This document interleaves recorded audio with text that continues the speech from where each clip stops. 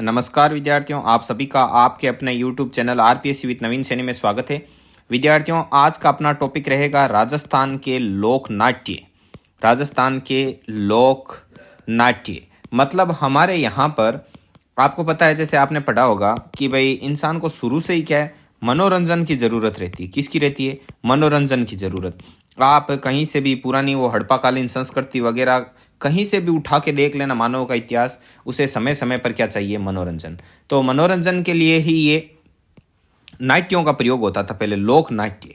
तो लोक नाट्य से क्या आशय, शाब्दिक अर्थ बता देता हूँ। लोक नाट्य जो हमारे यहाँ के, जो राजस्थान के जो लोकल यहाँ के जो देसी नाटक वगैरह थे, लोग कैसे मनोरंजन करते थे? इन देसी नाटकों से क्या करते थे? अपना मनोरंजन करते थे। जैसे आज की टाइम में हमारे पास मनोरंजन के लिए यूट्यूब है, हम यूट्यूब पर वीडियो देख लेते हैं, अपना मनोरंजन कर लेते हैं। ऐप भी चला लेते हैं, फेसबुक पे, इंस्टाग्राम पे, व्हाट्सअप से और अदर सोशल मीडिया अकाउंट हैं ढेर सारे। अपन गूगल पर ब्राउजिंग करके भी अपना जैसे अपने पसंदीदा उपन्यास वगैरह पढ़ लेते हैं। जो भी है, हम अपना मनोरंजन का साधन लगभग मोबाइल पर केंद्रित है। इसके अलावा हम थोड़ा बहुत खेल भी खेल लेते हैं, मोबाइल पे ही खेल लेते हैं। ठीक है, वो भी मोबाइल में आ गया।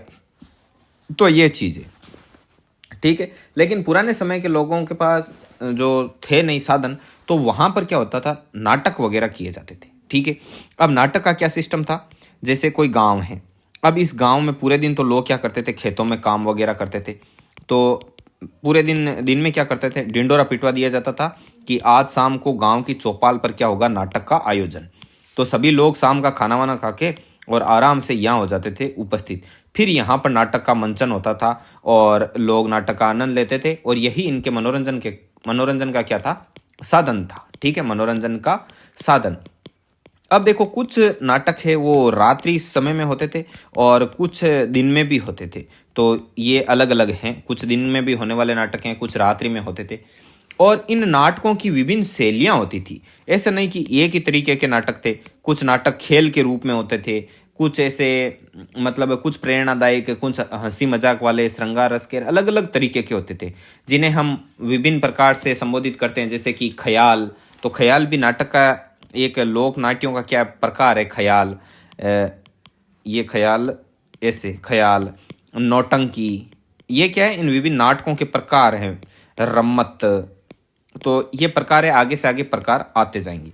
तो हम सबसे पहले इन नाटकों के बारे में जानते हैं कि भाई ये विभिन्न प्रकार के नाट्य क्या हैं। तो नाट्यों का जो प्रारंभ हुआ था, इनका प्रारंभ में इनका एक सूत्रधार का क्वेश्चन पूछा जाता है कि प्रारंभ में सूत्रधार कौन थे? सूत्रधार, प्रारंभ में सूत्रधार। तो सूत्रधार थे हलकारा। आपको बस मैं जो बता रहा हूँ वो आराम से सुनते जाना है। जो नोट्स हैं वो बनाए हुए हैं, उनमें कोई आपको दो राय नहीं है, आपको सोचने की जरूरत नहीं है। हलकारा नाम था इनका। क्या नाम था? हलकारा। हलकारा नाट्य के प्रारंभ में सूत्रधार है, उनको क्या कहते हैं? हलकारा। ठीक है, तो इनके बारे में हम नोट्स में पढ़ते हैं। एक बार नोट्स पर आ जाओ। ये रहे अपने नोट्स। अब इन नोट्सों के माध्यम से हम क्या करेंगे? अध्ययन।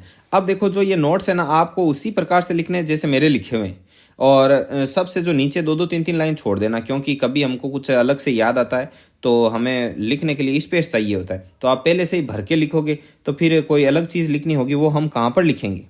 ठीक है, तो पढ़ना शुरू करते हैं। राजस्थान के लोक नाट्य, और इनमें पहला प्रकार है ख्याल।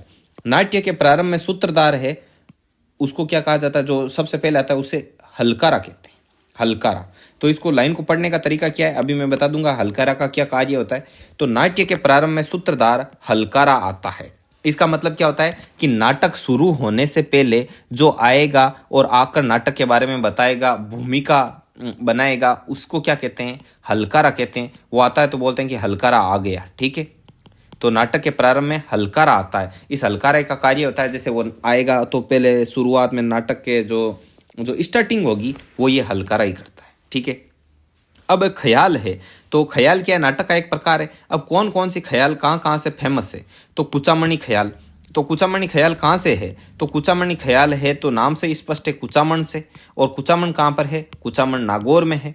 ठीक है, नागौर में। तो ये चीज़ है। अब देखो, आपसे ये नहीं पूछेगा कि कुचामणी ख्याल कहाँ की है, क्योंकि ये तो नाम से स्पष्ट है कि कुचामणी ख्याल है वो कुचामण की है। तो इसमें आपसे पूछेगा कि कुचामणी ख्याल के प्रवर्तक कौन है, तो प्रवर्तक है लच्छीराम। ये मोस्ट इंपोर्टेंट है, बार बार पूछा गया कि कुचामणी ख्याल के प्रवर्तक कौन है, तो लच्छीराम है। अब प्रमुख ख्याल कौन कौन सी है, कुचामणी ख्याल है, तो कुचामणी ख्याल तो एक प्रकार हो गया नाटक का। अब इस कुचामणी ख्याल के अंतर्गत आने वाली, भाई अब ये तो है ना कि कुचामणी ख्याल का एक ही नाटक है, अनेक प्रकार के नाटक थे जो कुचामणी ख्याल शैली के थे, समझ गए। तो इनमें कौन कौन से नाटक प्रमुख थे, तो राव रिडमल, मीरा मंगल, गोगा चुआण, चांद नीलगिरी, ये क्या थे, फेमस थे। वर्तमान में प्रमुख कलाकार कौन है, तो उगमराज। उगमराज है वो कुचामणी ख्याल के प्रमुख कलाकार हैं, और इस ख्याल का रूप है वो ओपेरा जैसा है। देखो ये यहाँ पर क्लियर लिखा हुआ दिखाई देगा आपको, इस ख्याल का रूप कैसा है, ओपेरा जैसा है, ओपेरा। अब ये ओपेरा क्या है, भाई ये कुचामणी ख्याल है, ये आई कहाँ से, तो बताते हैं कि ये जो ख्याल है कुचामणी ख्याल, ये इटली से आई हुई। कहाँ से, इटली से इसका उद्भव माना जाता है, और इटली में 16वीं शताब्दी के आसपास है। 16वीं शताब्दी में भी 1570-76 के आसपास की बताई जाती है कि उस समय इटली में इस शैली का, नाटकों की एक स्पेशल शैली होती है ख्याल, और उस ख्याल में ही कुचामणी ख्याल। तो कुचामणी ख्याल की जो शैली है, कुचामणी ख्याल को प्रस्तुत करने की जो शैली है, वो ओपेरा शैली का रूप है, और ओपेरा शैली है वो इटली से इसका उद्भव माना जाता है, ठीक है। उसके बाद में आती है शेखावाटी चिड़ावी ख्याल। अब शेखावाटी किस एरिया को बोलते हैं, सिकरचुरु झुंझुनू, और झुंझुनू में ये आपके है चिड़ावा। चिड़ावा तहसील है, आपको पता हो तो एक चिड़ावा बहुत ही पॉपुलर है ये चिड़ावा से। यहाँ एजुकेशन का बहुत ज़्यादा क्या था शुरू में, मतलब जब हमारे इधर नागौर साइड वगैरह कम क्रेज था, तो उस समय यहाँ पर बहुत ज़्यादा क्रेज था एजुकेशन का। फिर यहाँ के लोगों ने यहाँ आकर हमारे साइड में, यहाँ नागौर साइड क्या डाली, प्राइवेट स्कूलों की शुरुआत की, अब तो खूब है, ठीक है। तो ये शेखावाटी चिड़ावी ख्याल है, ठीक है। और नानूराम चिड़ावा, चिड़ावा के थे नानूराम, और उनके शिष्य दुलिया राणा ने इसे लोकप्रिय किया। मतलब इस शेखावाटी शैली की जो ख्याल थी, इसको पॉपुलर किसने किया, नानूराम ने, और उनके शिष्य दुलिया ने, ठीक है। ये दुलिया है, दुलिया राणा, ठीक है, दुलिया राणा ने इसे लोकप्रिय किया। और प्रमुख कथानक, कथानक मतलब जो कथा करने वाले कथानक कौन कौन से थे, हरिश्चंद्र, जयदेव कलाली, हीर रांझा, भर्तृहरि और ढोला मारवण, ठीक है। अब ढोला मारवण की क्या है, एक पूरी स्टोरी है। ये ढोला मारवण की क्या स्टोरी है मैं आपको बता देता हूँ। ढोला मारवण बताते हैं कि एक ढोला और एक मारू, तो इनकी एक क्या है, स्टोरी है, कहानी है। ये एक लव स्टोरी है। और किस प्रकार से स्टोरी बता दूं कि ढोला भी क्या था, एक राजकुमार था, इसके पापा भी राजा थे, मम्मी रानी। और ये मारू को कहा जाता है मारवण, और ये भी क्या थी, राजकुमारी थी एक। ये कहाँ की थी, पुंगल की, ठीक है। और ढोला कहाँ का था, ढोला नरवर का था। और नरवर किस में आता है, नरवर आता है एमपी में, ठीक है। बताते हैं कि जब ये छोटे थे, ढोला लगभग 3 साल का था और ये मारू 1.5 साल की थी।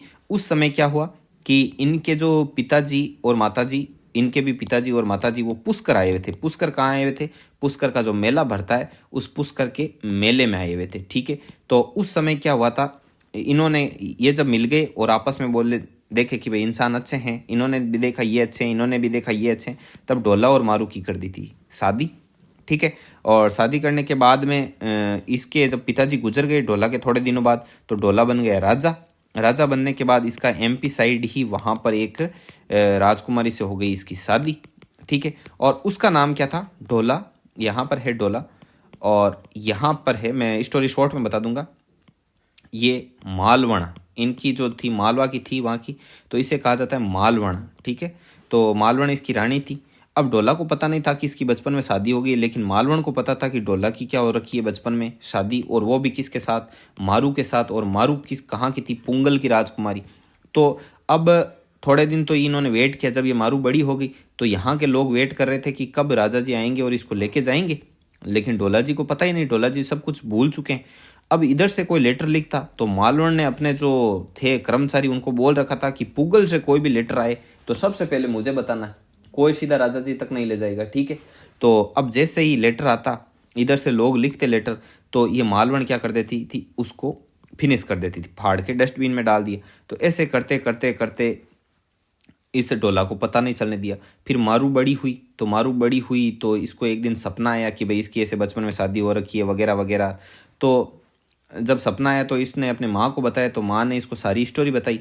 फिर मारू ने भी खत लिखने शुरू किए, लेकिन मालवण है वो पहुँचने नहीं देती। तो फिर मारू ने जो ढोली जाति होती है, जो मतलब गाते बजाते हैं, उनको सारी स्टोरी समझा कर भेजा ढोला के दरबार में। और फिर उन्होंने ढोला के दरबार में दी प्रस्तुति, और प्रस्तुति दी गीतों के माध्यम से, और गीतों के माध्यम से ढोला को बताया कि मारू आपका क्या कर रही है, इंतजार। फिर ढोला जाता है, इसको लेके आता है, ये पूरी स्टोरी है। और इसका एक नाटक होता है, और ये नाटक शेखावाटी ख्याल के अंतर्गत इसका मंचन किया जाता है।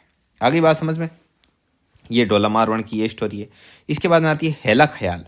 हेला का मतलब क्या होता है? हेला तो आपके मारवाड़ी में भी आपको पता है, हेला मतलब किसी को जोर से पुकारना, और वो पुकारते भी कैसे हैं? लंबी टेर के साथ पुकारते हैं, तो उसे बोलते हैं हेला। ठीक है।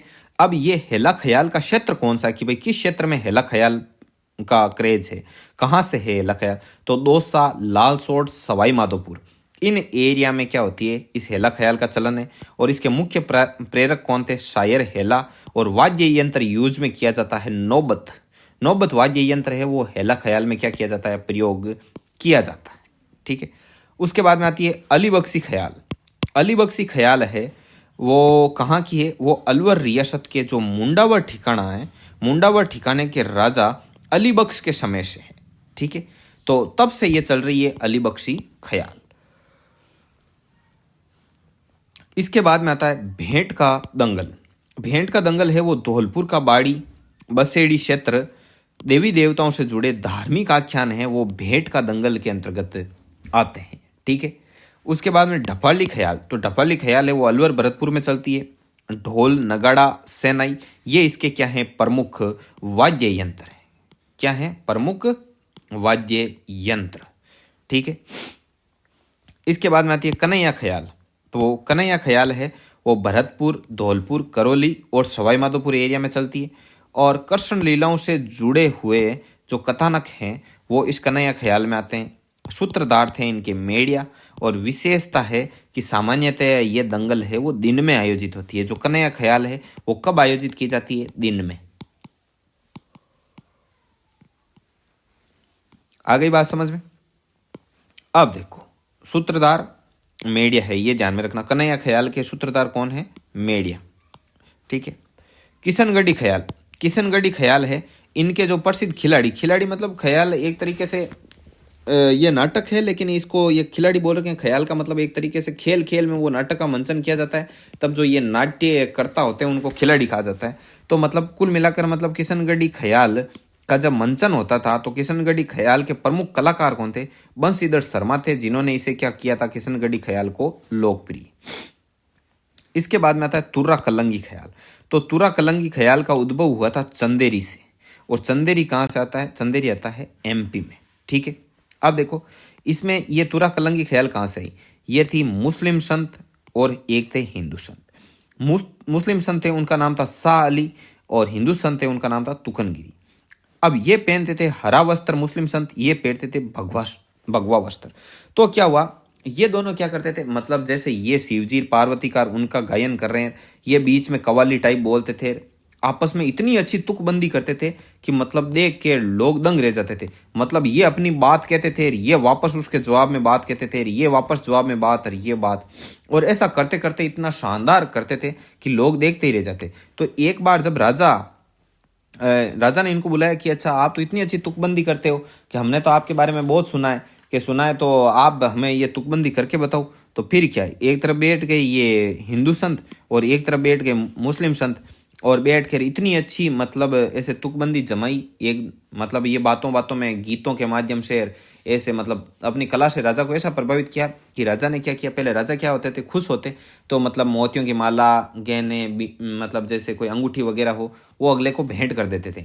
तो इन्होंने क्या किया, राजा ने अपना मुकुट उतारा, और मुकुट में जो तूरा था वो तो दे दिया हिंदू संत को, और कलंगी किसको दे दिया?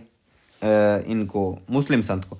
तब से इस ख्याल जो ये रचना थी, जिस शैली में इन दोनों ने जो प्रस्तुति दी थी, उसको तुरा कलंगी ख्याल के नाम से क्या मतलब जाने लगा। समझ में आ गई बात? मतलब तुरा कलंगी नाम से ये क्या हो गए थे, फिर ये जो इनकी शैली थी वो क्या हो गई, फेमस हो गई थी। आगे बात समझ, आगे बढ़ो।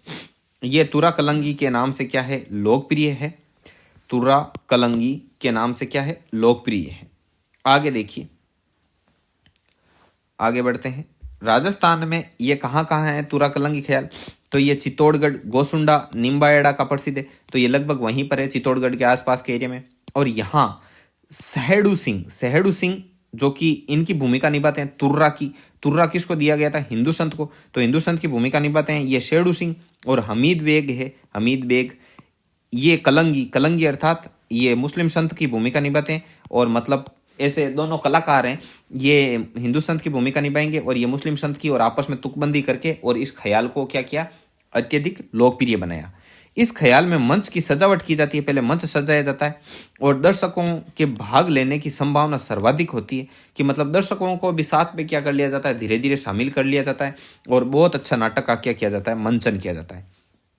दो पक्ष होते हैं, एक तरफ ऐसे नाटक पहले स्टेज सजा लिया, एक तरफ इस तरफ बैठ के, जैसे कवाली में बैठते हैं ना, कवाली गाते हैं, फिर इनके जवाब में वापस ये कवाली गाते हैं, ऐसे। तो दो पक्ष आमने सामने बैठकर और प्रतिस्पर्धा मूलक संवाद करते हैं आपस में, मतलब क्या करते हैं, बात करते हैं, जिसे गम्मत कहा जाता है। क्या कहा जाता है, तो इसके बारे में मैं लिखता हूँ, जिसे गम्मत कहा जाता है। क्या कहा जाता है, गम्मत, जिसे क्या कहा जाता है, गम्मत कहा जाता है। ठीक है, आगे देखो, आगे है तुरा कलंगी की शैली को क्या कहते हैं। जो तुरा कलंगी ये शैली है, इसको माच कहते हैं। ये इंपॉर्टेंट फैक्ट है, ध्यान में रखना, इसे माच कहते हैं। चेतराम, हमीद बेग, ताराचंद, ओंकार सिंह, सोनी, जयदयाल इत्यादि लोकप्रिय कलाकार हैं इस शैली के। और कलाकारों द्वारा सागर सेठ का खेल, अब कौन से, ये मतलब इस तुरा कलंगी ख्याल के स्पेशल नाटकों के नाम है, नसीहत रुक्मणी, मंगल, राजा हरिश्चंद्र, भक्त पूर्णमल, मोर ध्वज और उखा चरित्र और इंद्र सभा, कृष्ण लीला, ढोला मारू आदि का क्या किया जाता है, आयोजन किया जाता है। आगे है जयपुरी ख्याल। जयपुरी ख्याल है वो गुणीजन खाना के कलाकार इसमें हिस्सा लेते हैं। गुणीजन खान बोलते हैं, मतलब गुणीजन खाना होता है, गुणीजन खाना, और उसके जो कलाकार होते हैं वो इसमें क्या लेते हैं, भाग लेते हैं जयपुरी ख्याल में। इसमें सबसे बड़ी बात, ये इंपॉर्टेंट फैक्ट है इसका, सबसे ज़्यादा इंपॉर्टेंट, कि इसमें जो स्त्री के जो पात्र होंगे, तो बाकी नाटकों में क्या होता है, जैसे स्त्री की भूमिका भी पुरुष निभा देता है, पुरुष है वो स्त्री का वेश धारण करके आ जाता है। लेकिन जयपुरी ख्याल में जो स्त्री पात्र होते हैं, स्त्री पात्रों की भूमिका है वो स्त्री क्या करती है, निभाती है। ठीक है, अब देखो, अब इसमें कौन कौन से हैं, तो इसके उदाहरण कि भाई जयपुरी ख्याल के कौन कौन से फेमस नाटक हैं, तो जोगी जोगन, कान गुजरी, पठान और रसीली तकबोलन आदि इनके क्या हैं, पॉपुलर कथानक हैं। ठीक है, कथाएं हैं इनके, मतलब नाटक हैं ऐसे। अब आती है नौटंकी। नौटंकी भी क्या है, जो नाट्य हैं उनका एक प्रकार है, मतलब ये नौटंकी एक क्या है, शैली है नाटक को प्रस्तुत करने की। और ये नौटंकी किस तरफ चलती है, भरतपुर, धौलपुर, करौली और सवाई माधोपुर साइड। ठीक है, इस एरिया में ये नौटंकी चलती है। और यूपी की राजधानी, यूपी की हाथरसी नौटंकी से प्रभावित है। ठीक है, यूपी की हाथरसी नौटंकी, देखो ये राजस्थान का इस साइड, ये पूर्व के एरिया है, यहाँ पर है भरतपुर, धौलपुर, करौली, सवाई माधोपुर, और इस साइड आता है ये ऊपर की तरफ, तो ये हरियाणा, ये पंजाब, ये पाकिस्तान, ये गुजरात, ये एमपी, और ये यहाँ पे यूपी। अब यूपी में क्या है, हाथरस जगह है। ठीक है, हाथरस अभी बहुत पॉपुलर था, आपको पता हो तो, पहले हाथरस कांड वगैरह हुए थे उस समय। तो इस हाथरस से आई हुई, मतलब हाथरस की जो शैली है यहाँ के नाटकों की, उससे हमारी यहाँ की जो नौटंकी शैली है वो प्रभावित है। क्यों, क्योंकि ये इधर यूपी बॉर्डर टच एरिया है, तो भाई जहाँ से जो भौगोलिक क्षेत्र जो नज़दीक होते हैं, उस क्षेत्र के भाषा, वहाँ के चाल चलन, रहन सहन, खान पान का असर भी देखने को मिलता है। तो वहाँ के नाटकों की जो शैली है उसका प्रभाव हमारे यहाँ नौटंकी पर आ गया। ठीक है, आगे देखिए, आगे बढ़ो। अब देखो, राजस्थान में इसका प्रचलन है वो डीग निवासी भूरीलाल थे, उन्होंने यहाँ पर क्या किया था, इसका मतलब प्रचलन किया था। इनके ऐसे मान लो कि इनको श्रेय जाता है नौटंकी को यहाँ पर लोकप्रिय करने में, यहाँ पर पॉपुलरिटी दिलाने में नौटंकी को डीग निवासी भूरीलाल को ये श्रेय जाता है। 9 प्रकार के वाद्य यंत्रों का इसमें प्रयोग किया जाता है। गिरिराज प्रसाद कामा, मतलब गिरिराज प्रसाद, इनको कामा नाम से भी जाना जाता है, ये इस खेल के क्या हैं, प्रसिद्ध खिलाड़ी हैं, अर्थात मतलब कलाकार हैं, एक तरीके से समझ लो, अच्छे कलाकार हैं, सबसे फेमस कलाकार हैं। अब देखो, इस नौटंकी में कौन कौन से नाटक हैं वो मतलब फेमस है, मतलब प्रसिद्ध खेल एक तरीके से देखो, खिलाड़ी मतलब ये कलाकार है, ठीक है, और ये प्रसिद्ध खेल मतलब ये इस नौटंकी को ही बोल रहे हैं, मतलब ये जो नाटक की रचना कर रहे हैं ना, ये नाटक है। अब ये नाटक की शैली है नौटंकी, तो इसमें खेल खेल में नाटक दर्शाया जा रहा है। तो मतलब इस नौटंकी शैली के जो प्रमुख नाटक हैं वो कौन कौन से? नकाबपोश, रूप बसंत, राजा भर्तृहरि, राजा हरिश्चंद्र, ठीक है। और भरतपुर में कृष्णा कुमारी की नौटंकी क्या है, प्रसिद्ध है। ये चीज़ बहुत ही ज़्यादा इंपॉर्टेंट है, इसको इंपॉर्टेंट लगा के रखना। आगे देखो रम्मत। रम्मत कहाँ की फेमस है? अब रम्मत भी नाटक का एक प्रकार है। रम्मत बीकानेर जैसलमेर की क्या है, लोकप्रिय, और होली और सावन इनमें खेली जाती है क्या, रम्मत। और जैसलमेर के तेज कवि ने इस रम्मत को क्या किया था, पॉपुलर किया था। तीनों ही चीज़ें बहुत ही ज़्यादा क्या है, इंपॉर्टेंट है, ध्यान में रखना क्या क्या चीज़ इसमें इंपॉर्टेंट है। पहली बात तो रम्मत है वो किस क्षेत्र में, क्षेत्र से बिलोंग करती है, बीकानेर जैसलमेर, कब खेली जाती है और किसने इसको पॉपुलर किया, ठीक है। अब देखो इस रम्मत में भी, अब रम्मत नाट्य शैली के भी कई नाटक हैं, तो वो कौन कौन से? तो स्वतंत्रता बावनी, ऐसे स्वतंत्रता कई जगह बावनी लिखा हुआ है, बावनी भी लिखा हुआ मिलेगा, स्वतंत्रता बावनी, ठीक है। 1943 में ये नाटक है, ये भेंट किया था किनको, गांधी जी को क्या किया था, भेंट किया था ये। और मुम्मल जोगी भर्तृहरि, और इसको बोलते हैं, ये लिखा हुआ है, ये छोले तंबोलन है, छोले तंबोलन, ठीक है, ऐसे छोले तंबोलन। तो ये चीज़ आपको लिखी हुई मिल जाएगी उसमें। देखो एक बार मैं इसको करता हूँ कंफर्म, थोड़ा सा वेट करना है ना। देखो क्या है कंटेंट, ये मेरा नहीं लिखा हुआ है, समझ गए, राइटिंग से भी आपको पता चल रहा होगा। 1 सेकेंड की बात है, 1 ही मिनट।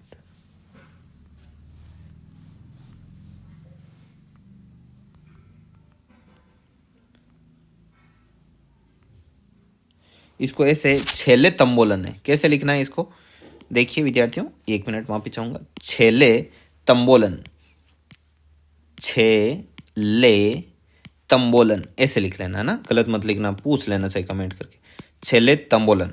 अब देखो बीकानेर में पुष्करणा ब्राह्मणों द्वारा, मतलब बीकानेर के जो पुष्करणा ब्राह्मण है उनके द्वारा इस रम्मत को क्या किया जाता है, प्रस्तुत किया जाता है। आचार्यों का चौक, आचार्यों का चौक प्रसिद्ध है। पाटा संस्कृति, मतलब है ये रम्मत शुरू होने से पहले रामदेव जी के क्या गाए जाते हैं, भजन गाए जाते हैं। ये चीज़ तो इतनी इंपॉर्टेंट है जिसकी कोई लिमिट नहीं है। किस चीज़ की, कि रम्मत शुरू होने से पहले किसके भजन गाए जाते हैं, तो रामदेव जी के भजन गाए जाते हैं। वैसे ऐसे याद रखने का रख लेना कि भाई जो जैसलमेर है, तो जैसलमेर में कौन है, रामदेव जी, और जैसलमेर की रम्मत फेमस है, तो रम्मत शुरू करने से पहले किसके भजन गाए जाएंगे, रामदेव जी के भजन गाए जाएंगे। तो ये चीज़ आपको क्या करनी है, याद रखनी है। और इसमें क्या है कि ये जो आचार्यों का जो चौक है, आचार्यों का चौक, आचार्यों का चौक ऐसे कर लेना, आचार्यों का चौक है ना, वो एक प्रसिद्ध है, मतलब एक प्रसिद्ध रम्मत है। और पाटा संस्कृति, पाटा संस्कृति के अंतर्गत क्या होता है, देखो ऐसे है कि जैसे पाटे होते हैं, पाटे मतलब आप जानते हो बड़े बड़े होते हैं, बैठने के लिए बनाए जाते हैं, गाँवों में घरों के बाहर वगैरह रखे हुए होते हैं। तो मतलब इसमें बड़े बड़े पाटे होते हैं, तो जब आयोजन किया जाता है तो इन पाटों को आपस में से मिला दिया जाता है, फिर इस पर आयोजन वगैरह किया जाता है। तो इसलिए ये लिखा हुआ है पाटा संस्कृति, ठीक है, मतलब ये पाटा संस्कृति इसी को बोलते हैं। आगे बात समझ में। आगे देखो होली के समय शुक्ल अष्टमी से चतुर्दशी तक इसका क्या किया जाता है, मंचन किया जाता है, मतलब इस रम्मत का क्या किया जाता है, आयोजन किया जाता है। अब ये रम्मत किस किस की फेमस है, हेड़ाऊ मेरी की रम्मत जवाहरलाल जी पुरोहित ने शुरू की थी। ये हेड़ाऊ मेरी की रम्मत है वो फेमस है, और शुरू किसने की थी, शुरू की थी जवाहरलाल जी ने। किन्होंने शुरू की थी, जवाहरलाल जी ने शुरू की थी। और आदर्श पति पत्नी की कहानी ये भी इसमें आती है। आदर्श पति पत्नी की कहानी वैसे होते तो नहीं है, लेकिन फिर भी बोल रखा है इन्होंने कि भाई आदर्श पति पत्नी की एक ऐसी कहानी थी जिसमें क्या है कि मतलब पति पत्नी दोनों आदर्श होते हैं। पति कुछ बोले पत्नी के बाद सेट हो जाती, पत्नी कुछ बोले पति के सेट हो जाती, मतलब इनकी केमिस्ट्री अच्छी थी। मतलब ये आदर्श क्या थे, पति पत्नी थे। इनको लेकर एक बड़ी स्टोरी है, उस स्टोरी का रम्मत शैली में क्या किया जाता है, आयोजन किया जाता है। समझ में आ गई बात, मतलब उस कहानी का मंचन कर देंगे, पूरी पूरी को दर्शा देंगे, तो लोगों का मनोरंजन होगा कि हाय देखो कितने अच्छे हैं, ठीक है। अब देखो इनके प्रमुख कलाकार कौन कौन से हैं, मनीराम व्यास और फागू महाराज और सुआ महाराज, ठीक है। इसमें नगाड़ा और ढोलक है वो मुख्य वाद्य यंत्र हैं। और अमर सिंह राठौड़ी रम्मत, रावलों की रम्मत, ये रम्मत है वो फेमस है, ठीक है विद्यार्थियों। आज की क्लास में बस इतना ही, मिलेंगे अपन नेक्स्ट वीडियो में, तब तक के लिए जय हिंद जय भारत।